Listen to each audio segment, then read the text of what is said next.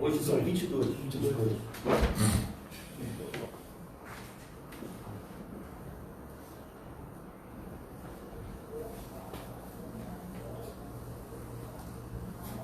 Boa noite a todos. Brasil, 19 horas, 22 de agosto, quinta-feira. Do meu lado é Elisângela. Estamos o dia todo reunidos para tratar a questão das queimadas na Amazônia, criminosas, buscando solução para isso.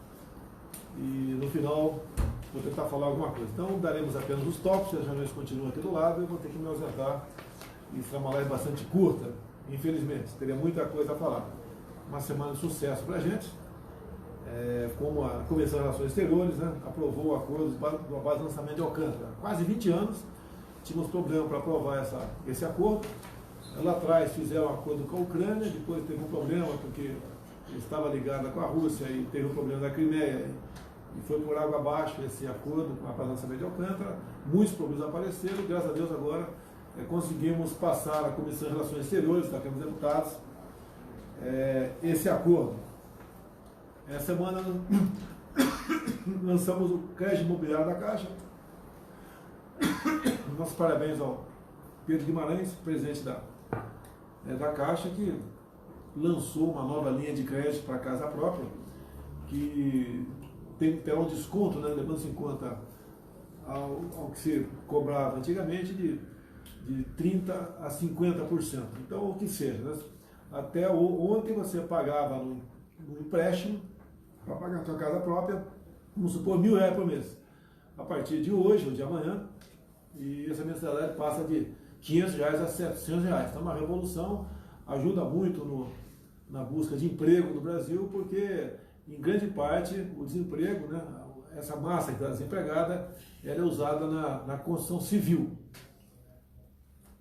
A medida provisória da liberdade econômica foi aprovada no Senado Federal e já é lei, então, já era lei desde quando a medida provisória, e após a sanção nossa, vai ter emendas, isso aí vai ser amplamente divulgado por nós para mostrar cada vez mais, tem gente que não sabe ainda, que hoje em dia está muito mais fácil de abrir ou fechar um negócio. A questão de privatização de estatais, demos o primeiro passo, 17 estatais são anunciadas, outras serão anunciadas também. Não queríamos botar uma quantidade enorme ali, porque haveria reação, se uma massa de pessoas muito grande, talvez reagindo a isso daí. Então nós anunciamos agora 17 e vai estudar, está nessa proposta inicial, os nossos Correios, que lá atrás, antes do PT assumir, era uma instituição aí realmente que orgulhava a todos nós. Depois começou lá em 2004, no começo do governo Lula, a questão do mensalão dentro dos Correios, e depois continuaram fazendo besteira, simplesmente o fundo de pensão foi para o espaço, e os Correios têm problema hoje em dia, ninguém quer privatizar por maldade, nós queremos privatizar por uma questão de eficiência, fazer com que o Estado não invista mais, não gaste mais por fora, né? Os Correios acabam cada vez dando menos lucro, até dando prejuízo, e queremos solucionar essa questão aqui. Tivemos aqui durante a semana também a extradição do criminoso chileno Norambuena. Agora há pouco Pinheira ligou para nós, agradeceu a extradição desse criminoso, que inclusive, né, ele participou do sequestro do Washington Oliveto, nosso publicitário aqui, que foi descoberto por milagre o cativeiro. Tá, mas graças a Deus o Washington Oliveto foi posto em liberdade, e esse Norambuena tinha também na sua conta o assassinato de um senador chileno. Até aproveito o momento, Pinheiro nos ofereceu ajuda para combater o fogo na floresta, um avião, né, ou 2 ou 3, a gente sabe que é pouca coisa, mas agradece, e ainda havendo a decisão de aceitar essa ajuda, será bem-vinda. Se bem que a gente vê os incêndios na Califórnia, por exemplo, nos Estados Unidos, país riquíssimo, são dezenas de aviões que despejam toneladas de água e o fogo continua lambendo e queimando a casa dos homens do campo lá, das pessoas que têm fazendas, pessoas ricas com grandes propriedades. Então a questão do fogo é um negócio grave e acontece no mundo todo, não é apenas no Brasil, não. A questão do sequestro do ônibus da Rio Niterói, nós já nos posicionamos publicamente tocante a isso, parabenizamos a Polícia Militar, parabenizo o governador Witzel nesse momento, porque ele determinou que, se preciso fosse, pelo que fiquei sabendo, que fosse usado o sniper. Isso não aconteceu lá atrás por ocasião do sequestro do ônibus 174, onde o governo do Rio, naquele momento, não botou como essa possibilidade de usar o sniper. Acabou acontecendo o quê? A professora, que era uma das reféns, né, morreu por parte do bandido, e depois esse bandido morreu numa viatura da Polícia Militar, e os policiais foram submetidos a júri popular e só foram absolvidos por 4-3. Quase 3 policiais militares pegam uma pena de 12 a 30 anos de cadeia por causa de um marginal como aquele que matou a professora e levou terror por algumas horas no ônibus 174 no Rio de Janeiro. Então, parabéns à Polícia Militar, em especial ao BOP. Questão da novela do COAF, né? Se fala tudo, né, COAF, né? Que eu interferi, que eu quero prejudicar as investigações, cito a questão da minha família. Tudo que podiam fazer com a minha família já fizeram. Quebraram o sigilo, tá certo? E passaram para frente as informações, passaram para a imprensa com o sigilo quebrado e causaram um transtorno enorme para a minha família. E alguns falam, quem não deve não teme. Vocês sabem um pouquinho como alguns setores do Ministério Público, alguns agem no Brasil. Tá? Querem te atingir de uma forma ou de outra. E eu não agrado essa parte dessa minoria de Ministério Público que faz de tudo para me atingir, usando seja lá o que for. Tá? Então o COAF, o Congresso decidiu que deveria ir para o Ministério da Economia, foi lá para o Paulo Guedes. Né? O Paulo Guedes deixou a turma toda lá, sem problema nenhum. Outros problemas apareceram, porque quem comandava lá era o Sérgio Moro, mas estava em outro local, né? Estava em outro ministério, e acabamos decidindo então em enviar o COAF, com um novo nome, né? Unidade de Inteligência Financeira, para o Banco Central do senhor Roberto Campos Neto. Grande parte das pessoas foi mantida, mas ele trocou a presidência, obviamente, e ali é local de funcionários concursados, de várias áreas, do Ministério Público, da Receita, das Forças Armadas, tá certo? E acredito que em poucas semanas o COAF estará funcionando de forma a atender as necessidades da sociedade no combate à corrupção, à lavagem de dinheiro, e de modo que nós realmente possamos mostrar para o mundo que o combate à corrupção é uma prioridade nossa. Fala-se muito de interferências em órgãos também. Então deixe bem claro, né? O que é interferência na Polícia Federal? É trocar, por exemplo, o diretor-geral da PF. Toda vez que troca um governo, se troca o diretor-geral da Federal. O ministro da Justiça é outro. Né? Se troca superintendência, se troca muita coisa, isso é natural. Se é nessa linha que, como me acusa de interferir, a PF tinha que ser um diretor-geral, botar aquele cara até ele morrer ou se aposentar, daí troca. Tá certo? E eu fui eleito para mudar. E se alguma coisa estiver acontecendo de anormal, a gente propõe. Inclusive, só por coincidência, o diretor-geral da Polícia Federal, conforme está definido em lei, né, quem nomeia sou eu, presidente da República. E se tiver que mudar, não está previsto mudar, se tiver que mudar, a gente muda, ponto final. A Receita Federal é a mesma coisa, tá certo? Então, o que a gente quer, me acusa também que está mexendo na Receita para beneficiar familiares. O que a Receita tinha que fazer na vida do meu filho, já fez. Não tem mais nada apurado tocante a isso aí, tá certo? E a gente é refém, muitas vezes, de péssimos profissionais que agem em interesse pessoal. Então, mas como um todo, a Receita, a Polícia Federal, grande parte, faz um trabalho exemplar para o nosso país. Tendo que mudar alguma coisa, a gente vai mudar. Se eu não puder indicar ou sugerir um delegado da Polícia Federal para ser superintendente em um local qualquer, o que eu estou fazendo aqui? 11 superintendentes foram trocados no corrente ano, sem problema nenhum. Esse que estava previsto, deu problema. Por que isso daí? A intenção é tumultuar as atividades do governo?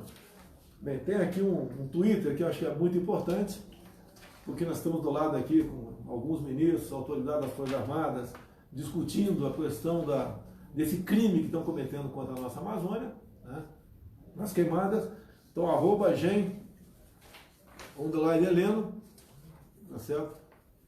E ele vai ali, vai tem pessoas dele para acompanhar esse Twitter. Qualquer denúncia do pessoal da região amazônica esteja pegando fogo, pode fazer. Se tiver suspeita ou a certeza que tenham pessoas identificadas que estão tocando fogo de forma criminosa, denuncie, bote aqui. Nós temos aqui a BIM, as inteligências outras da União, para buscar solução para esse caso. Né? Porque, olha só, aproveitam o momento, alguns países aproveitam o momento para potencializar as críticas contra o Brasil, tá? Para prejudicar nosso agronegócio, prejudicar nossa economia, tá? Recalcar o Brasil uma posição subalterna. E o grande problema, né, para que não haja dúvida, se eu tivesse chegado de Osaka e demarcado mais 20 reservas indígenas, né, mais um estado, por exemplo, ou 2 do tamanho do Rio de Janeiro, com uma reserva indígena, eu estaria bem, ninguém estaria falando em queimada na Amazônia. Tá?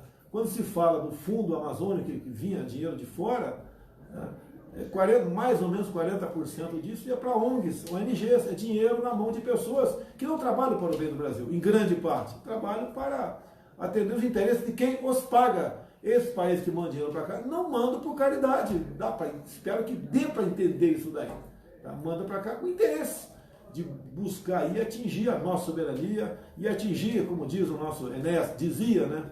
Nosso Enéas Carneiro, buscar o que tem, não em cima da terra, mas sobre a terra, as nossas riquezas. Então o Brasil é um país riquíssimo, tá? Tem tudo para ser uma grande nação, mas no primeiro momento passa pela união do povo brasileiro. Eu fico indignado de ver gente fazendo uma campanha contra o seu próprio país, sem saber o que está acontecendo. Vocês acham que outros países, né, que nos atacam dessa forma, como um país agora, sem dizer o nome aqui, falou a nossa Amazônia, né, teve a desfaçatez de falar a nossa Amazônia, estão interessados em você, brasileiro que está me assistindo aqui, ou está interessado em um dia ter um espaço aqui na região amazônica para ele? Tá certo? Então, essas questões, nós temos que ter informações, nós temos que nos preocupar em buscar equilibrar essa narrativa de notícias sobre essa região tão rica em tudo, né? Em minérios, em biodiversidade, em água potável, em riquezas também energéticas outras, grandes espaços vazios. É isso que o mundo está de olho. E eles fazem o papel que, segundo o ponto de vista deles, está certo. Nós é que estamos errados, temos inimigos aqui dentro. Como disse agora há pouco, pega esse fogo, é comum na Califórnia, né? E daí, acontece, né? Aqui tem o viés criminoso? Tem, sei que tem. Quem que pratica isso? Não sei. Próprios fazendeiros, ONGs, seja lá o que for, né? Índios, seja lá o que for. Então existe esse interesse. Tá? E cada vez mais dizer que nós não somos responsáveis e quem sabe ali, mais cedo ou mais tarde, alguém decrete uma intervenção, como o jornal americano disse há pouco, né? Na região amazônica. Daí nós vamos ficar chupando o dedo aqui no Brasil, né? As nossas Forças Armadas, que eu integrei, foram sucateadas, em especial de Fernando Henrique Cardoso para cá. As nossas Forças Armadas não oferecem, né, a dissuasão, tá certo? Porque optaram para agir dessa maneira, porque as Forças Armadas do Brasil sempre foram um obstáculo para o socialismo, tá? Desde FHC, Lula, Dilma, etc. E tinham que esculhambar com as Forças Armadas para poder atingir seu objetivo. Milagres têm acontecido no Brasil, nos momentos difíceis que a pátria se encontra. E dizer aos repórteres que aqueles que vão usar a parte, não todos, mas uma minoria, que vai usar para a maldade que eu estou falando aqui, dizer a vocês, estamos no mesmo barco. A nossa economia está escorada onde? Nos commodities. Se o mundo resolver nos retalhar e a economia nossa bagunçar, todos vocês, repórteres, todo mundo vai sofrer as consequências. Tá? Então, todos nós temos que nos unirmos. Aqui eu repito, aqui, ó, nós temos a nossa inteligência na área, buscando informações sobre a origem dessa queimada criminosa que vem acontecendo na região amazônica, mas temos que pegar a origem, né? A causa disso tudo. Então, quem puser aqui aproveitar, né? E não só nas minhas mídias sociais, qualquer informação sobre a origem, diz, nos avise, nós estamos tomando a providência. O presidente do Equador ligou agora há pouco oferecendo ajuda também, mas a gente sabe que a ajuda desses países é pequena, é bem-vinda, é pequena, tá certo? Agora, não podemos temos que nos preocupar interesse de quem, né, está por trás disso. Já aconteceu em 2014 uma grande queimada lá, não teve essa repercussão toda, mas quando é comigo, primeiro, a questão dos dados mentirosos, né, divulgado pelo INPE no passado. Né? O Ladrante é uma pessoa que gostava de divulgar isso aí. Se fosse verdade, até estava errado, porque tinha que passar pelo menos pelo canal de comando, tinha que divulgar, sem problema nenhum. Mas áreas superpostas, um absurdo que foi feito, de modo que de um mês para outro, no meu governo, cresceu 80% do desmatamento na Amazônia. Tem crescido? Sim, reconheço. Não é fácil combater isso aí. A nossa região amazônica é maior que a Europa toda junta. Você pode ver, agora há pouco, ontem, atualizei os números aqui, o Ministério da Justiça nos ofereceu 50 homens à Força Nacional para combater incêndio. Mas por que 50 homens? Porque não tem recurso. Tá? Custa caro. Agora, mandar 50 homens para lá, pelo amor de Deus, pô, tá certo? Não tem cabimento. A quantidade ínfima disso aí. As nossas Forças Armadas com problemas. Começa a faltar alimentação dos quartéis a partir de setembro. Pegamos um orçamento completamente pequeno, diminuto, dos governos anteriores. Temos aí o teto, a emenda constitucional do teto dos gastos, as despesas obrigatórias estão subindo. Então essas outras despesas, esse outro espaço do orçamento, cada vez mais é diminuído para os ministérios. Não temos condições mais de pensar em botar alguns aviões nossos na região amazônica para combater o fogo. Temos esse problema. É uma realidade, ninguém vai negar isso aí. O que for possível fazer para combater esse crime, que são as queimadas, nós faremos. Agora, o apelo que eu peço ao povo brasileiro, ajude-nos a combater isso daí, tá certo? Você que é da região, você que é fazendeiro, a suspeita que tem produtor rural, né, que está agora aproveitando e tacando fogo geral aí. Porque as consequências vêm para todo mundo. Se vocês querem ampliar a área de produção, tudo bem. Agora, não é dessa forma que a gente vai conseguir atingir o nosso objetivo. Né? E o Brasil, tendo em vista as suas fragilidades, a roubalheira desenfreada praticada no Brasil ao longo dos últimos anos, em troca da tal governabilidade, a forma como se distribui o ministério no passado, sem qualquer compromisso na contraprestação de serviço daquele ministério, é uma coisa absurda. Chegamos para mudar, estamos tendo apoio sim de grande parte do parlamento brasileiro, que estão solidários conosco nesse momento. Eu agradeço aí os presidentes da Câmara e do Senado nesse empenho. Agradeço o presidente do Supremo Tribunal Federal, que também está preocupado com isso e está colaborando naquilo que é possível fazer também. Agradeço a senhora Raquel Dodge, que agora há pouco conversou comigo, a chefe do Ministério Público, no mesmo sentido. Todos estão colaborando e nós devemos buscar uma solução, dar uma resposta para o mundo e mostrar que nós somos responsáveis e somos maiores para dizer que a Amazônia é nossa. Caso contrário, vocês sabem o que pode acontecer. O mundo, a história e o tempo não perdoam. Então, voltando para a minha reunião aqui, e se tivermos qualquer notícia aqui, a gente avisa, nós vamos fugir da nossa responsabilidade e mostrar a verdade acima de tudo do que acontece no Brasil. Boa noite, até quinta-feira, semana que vem, ou caso uma situação extraordinária venha acontecer, nós informaremos aqui via live. Boa noite a todos.